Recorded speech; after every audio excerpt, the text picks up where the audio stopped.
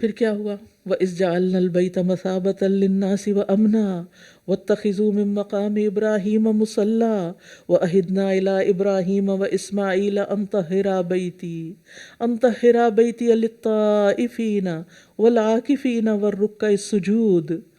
اور جب ہم نے بیت اللہ کو لوگوں کے لیے لوٹ کر آنے کی جگہ اور جائے امن بنایا اور حکم دیا کہ مقام ابراہیم کو نماز کی جگہ بنا لو، اور ہم نے ابراہیم اور اسماعیل سے عہد لیا کہ تم دونوں میرے گھر کو طواف کرنے والوں اور اعتکاف کرنے والوں اور رکوع کرنے والوں اور سجدہ کرنے والوں کے لیے پاک رکھو۔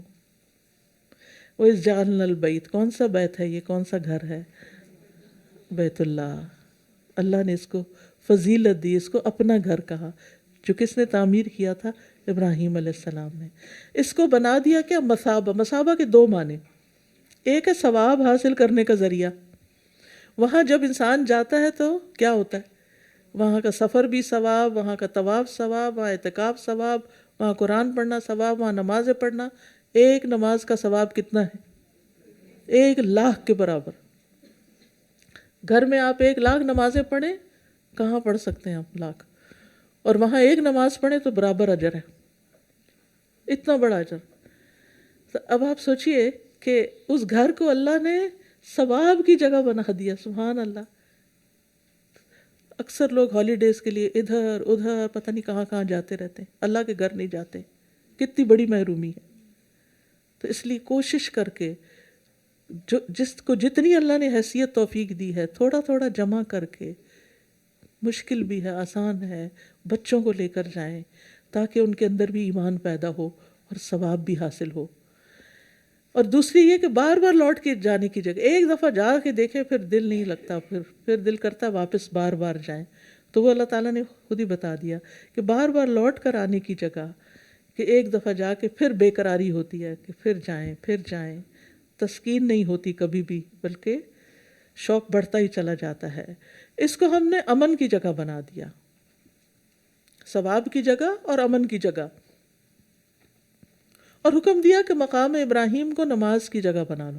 مقام ابراہیم وہ پتھر ہے جس پر کھڑے ہو کر ابراہیم علیہ السلام نے بیت اللہ کو اوپر سے تعمیر کیا۔ لمبے قد کے تھے، نیچے سے تو ابراہیم اور اسماعیل علیہ السلام مل کے تعمیر کرتے رہے، لیکن ایک جگہ آئی کہ اب ہاتھ نہیں پہنچتا تھا، تو دونوں مل کے ایک پتھر لائے، یہی پتھر، اور پھر اس پہ کھڑے ہو کر آپ تعمیر کرتے رہے۔ پہلے یہ پتھر بالکل ساتھ لگا ہوا تھا کعبہ شریف کے، عمر رضی اللہ عنہ نے اس کو اس جگہ پہ کر دیا جہاں اب ہے، کیونکہ لوگوں کی کثرت ہو گئی تھی تو طواف میں مشکل تھی، تو وہ راستے سے ایک طرح سے ہٹا دیا۔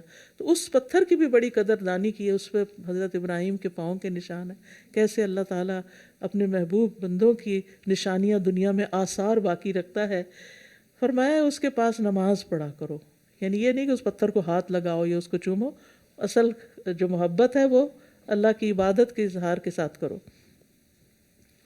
اور پھر ہم نے ان دونوں سے عہد لیا، گھر بنا لیا، بہت اچھا کیا، انطہرا، دونوں پاک رکھو۔ اللہ کے گھروں کو پاک رکھنا، ان کو آباد رکھنا، یہ ابراہیم علیہ السلام اللہ کے دوست اور ان کے بیٹے نے کیا، یہ کوئی معمولی خدمت نہیں۔ بعض اوقات جب یہ کوئی جیسے کوئی پروگرام ہے، یہی جیسے ڈیوٹی لگنے لگتی ہے نا، تو جو مسجد کو سیٹ اپ کرنے کی، بس کرسیاں رکھنے کی، اٹھانے کی، یہ بڑی مشکل ڈیوٹی لگتی، یہ بھی کوئی کام ہے، کوئی اور نیکی کا کام ہوتا، یعنی شیطان بھلوا دیتا ہے نا کہ یہ رکھنا، یہ اٹھانا، یہ آباد کرنا مسجد کو، یہ بہت بڑی سعادت کی بات ہے، یہ معمولی کام نہیں۔ اور ایسا کرنے والوں کو کوئی یہ نہ سوچے یہ کیا کام کر رہے ہیں، یہ تو بس ایسے ہی نہیں، یہ کام اللہ نے اپنے دوست کو دیا تھا۔ ابراہیم کو خلیل اللہ کہا ہے نا، اپنے دوست کو دیا۔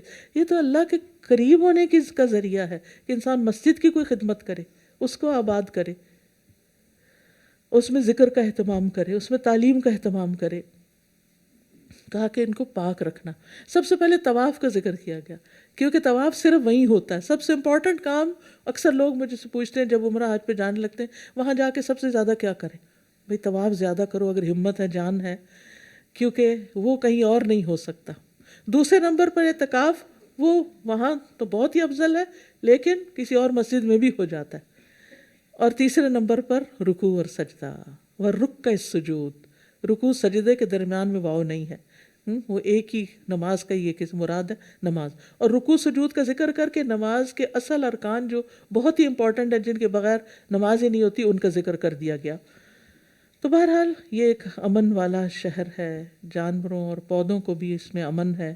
اس کے پودوں کو کاٹنے سے منع کیا گیا ہے، اس کے شکار کو پریشان کرنے سے یا پکڑنے سے منع کیا گیا ہے. پے در پے اس گھر میں آنے سے فقر دور ہوتا ہے. نبی صلی اللہ علیہ وسلم نے فرمایا پے در پے حج اور عمرہ کرو، بے شک ان کو پے در پے ادا کرنا فقر اور گناہوں کو اس طرح دور کر دیتا ہے جیسے بھٹی لوہے کی میل کچیل کو دور کرتی ہے. اس گھر کی طرف آنے والا ہر قدم باعث اجر ہے. اپنے آپ یہاں پیرسن سے نکلتے ہیں اور جب تک لینڈ نہیں کرتے وہ سارا وقت بھی اجر میں ہی لکھا جاتا ہے. پیرسن سے ٹیک آف کرتے ہیں اور جدہ میں جا کے یا مدینہ لینڈ کرتے ہیں، یہ سارا رستہ بھی عبادت شمار ہوتا ہے. نبی صلی اللہ علیہ وسلم نے فرمایا حاجی آدمی کا اونٹ کوئی پاؤں نہیں اٹھاتا اور نہ ہاتھ رکھتا ہے مگر اللہ تعالیٰ اس کے بدلے میں اس کے لیے ایک نیکی لکھ دیتا ہے. وہ تو اونٹ کر رہا ہے یا جو بھی سواری ہے وہ چل رہی ہے، اجر آپ کو مل رہا ہے کیونکہ آپ نے وہ سواری اختیار کی، اس کا ٹکٹ پے کیا یا جو بھی، یا اس کی ایک برائی مٹا دیتا ہے یا اس کی وجہ سے اس کا ایک درجہ بلند ہو جاتا ہے. تو جہاز جب اٹھے نا تو دعا کیا کرے یا اللہ اسی طرح ہمارے اس سفر میں درجے بلند کر دے. اور پھر مقام ابراہیم، نبی صلی اللہ علیہ وسلم نے فرمایا حجر اسود اور مقام ابراہیم جنت کے یاقوت ہیں. اگر بنی آدم کی خطاؤں اور گناہوں نے اسے چھوا نہ ہوتا تو مشرق و مغرب کے درمیان جو کچھ ہے اسے روشن کر دیتے، اور جو معذور اور مریض اسے چھوتا اسے شفا دے دی جاتی. بہرحال اور پھر وَإِذْ قَالَ إِبْرَاهِيمُ رَبِّ اجْعَلْ هَٰذَا بَلَدًا آمِنًا